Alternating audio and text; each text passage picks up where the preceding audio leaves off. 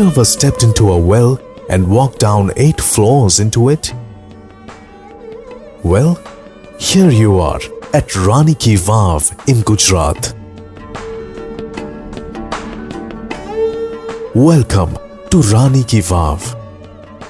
Just a few minutes from Patan, it's a mystery world that goes 27 meters beneath the earth.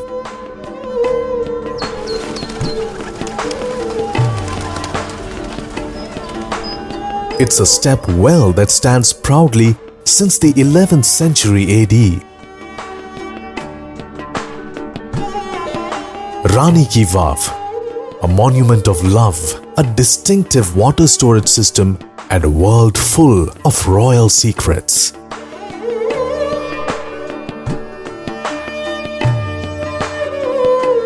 Its 500 sculptures take you back in time.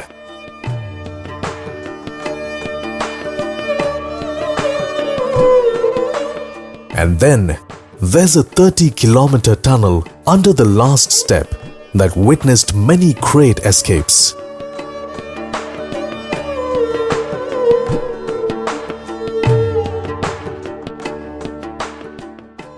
It's time to uncover many royal secrets.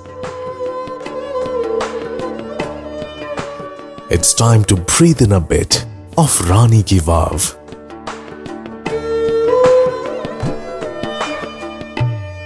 Breathe in a bit of Gujarat.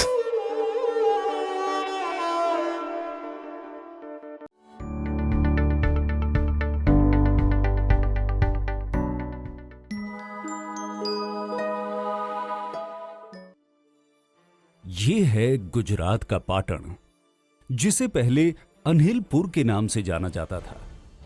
Patan Gujarat की पूर्व राजधानी भी रहा है। यहां है रानी की वाव, एक ऐसा स्मारक जो बेहद खूबसूरत और अद्भुत होने के साथ ही आधुनिक इंजीनियरिंग की दुनिया को भी आश्चर्यचकित करता है। यह भारत में अपनी तरह की अनूठी वाव है। वाव यानी बावड़ी या सीढ़ी नुमा कुआं। जहां ज्यादातर स्मारक राजाओं द्वारा अपनी रानी की याद में निर्मित कराए गए हैं, वहीं रानी की वाव ऐसा स्मारक है जिसे एक रानी ने अपने राजा की याद में बनवाया है। इस बावड़ी का निर्माण सोलंकी राजवंश की रानी उदयमती ने अपने पति भीमदेव प्रथम की याद में 11वीं सदी में कराया था। ये बावड़ी न सिर्फ जल प्रबंधन प्रणाली में भूजल संसाधनों के उपयोग की तकनीक का बेहतरीन उदाहरण है, बल्कि भारतीय भूमिगत वास्तु संरचना का भी सबसे विकसित नमूना है। रानी की वाव सभी बावड़ियों में सबसे बड़ी और सबसे ज्यादा अलंकृत है, साथ ही मारू गुर्जरा आर्किटेक्चर का उत्कृष्ट नमूना है। इसका निर्माण उल्टे मंदिर की तरह किया गया है, यानी डोम नीचे और स्तंभ ऊपर की ओर है।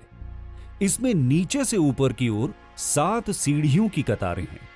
7 मंजिला इस वाव की हर मंजिल पर बहुत ही उच्च कलाकृतियों का निर्माण किया गया है, जिनकी मुख्य विषय वस्तु भगवान विष्णु के रूप और अवतार हैं। लगभग 70 मीटर लंबी, 23 मीटर चौड़ी और 28 मीटर गहरी इस वाव में 500 से भी ज्यादा मुख्य कलाकृतियां और 1000 से भी ज्यादा छोटी कलाकृतियां हैं। इन मूर्तियों में भगवान विष्णु के 24 रूपों और 8 अवतारों के अलावा नागकन्या, योगिनी जैसी सुंदर अप्सराओं की कलाकृतियां भी बनाई गई हैं। इन मूर्तियों की चमक देखकर ऐसा लगता है जैसे इन्हें वर्तमान समय में ही बनाया गया हो। क्या आप जानते हैं कि ये बावड़ी 700 सालों तक गाद में दबी रही? दरअसल 13वीं शताब्दी में हुए भूमिगत परिवर्तनों के कारण वो नदी ही विलुप्त हो गई जिसके किनारे ये बावड़ी बनी थी।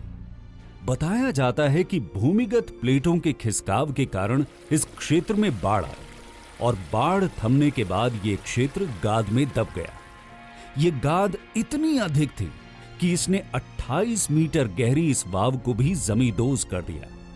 वाव के लंबे समय तक गाद में दबे रहने को ही इन मूर्तियों की चमक का कारण माना जाता है। रानी की वाव को दोबारा ढूंढ निकालने के पीछे भी एक लंबी कहानी है। दरअसल भारतीय पुरातत्व विभाग ने 1950 के दशक के मध्य में इसका उत्खनन शुरू किया, जो लगभग 40 सालों तक जारी रहा। आखिरकार 1980 के दशक के उत्तरार्ध में पुरातत्व विभाग को सफलता हासिल हुई और फिर से ये बावड़ी अपने वर्तमान रूप में आ गई। बताया जाता है कि वाव में पहले 292 स्तंभ थे जिन पर ये मंजिलें टिकी थी, लेकिन अब 226 स्तंभ ही बचे हैं। साथ ही अब ये बावड़ी पानी का स्रोत भी नहीं है। पूरब से पश्चिम की ओर विस्तृत इस वाव के पश्चिमी छोर पर स्थित है ये कुआं, जो 10 मीटर चौड़ा और 30 मीटर गहरा है। कहते हैं लगभग 50 साल पहले इस कुएं में पानी जमा रहता था, जिसमें औषधीय गुण पाए जाते थे और इस पानी का उपयोग कई गंभीर बीमारियों के उपचार में किया जाता था। पानी में औषधीय गुण का कारण वाव के इर्द गिर्द लगे आयुर्वेदिक पौधों को माना जाता है। वाव की आखिरी सतह में एक गुप्त द्वार भी है, जिसे अब बंद कर दिया गया है। इस द्वार से एक 30 किलोमीटर लंबी सुरंग जाती थी, जो बावड़ी से निकलकर सीधे सिद्धपुर नगर में निकलती थी। 22 जून 2014 को यूनेस्को वर्ल्ड हेरिटेज साइट में शामिल तकनीक और खूबसूरती के लिए प्रसिद्ध इस अनूठी वाव को यूनेस्को की विश्व विरासत समिति ने भारत में स्थित सभी बावड़ियों की रानी का खिताब दिया है। 900 साल पुराने इस स्मारक से कई ऐतिहासिक पहलू तो जुड़े ही हैं। साथ ही ये स्मारक आधुनिक इंजीनियरिंग की दुनिया को चुनौती भी देता है। तो क्यों ना इस बार गुजरात जाकर इस बेहद खास और अनोखी बावड़ी की सैर की जाए।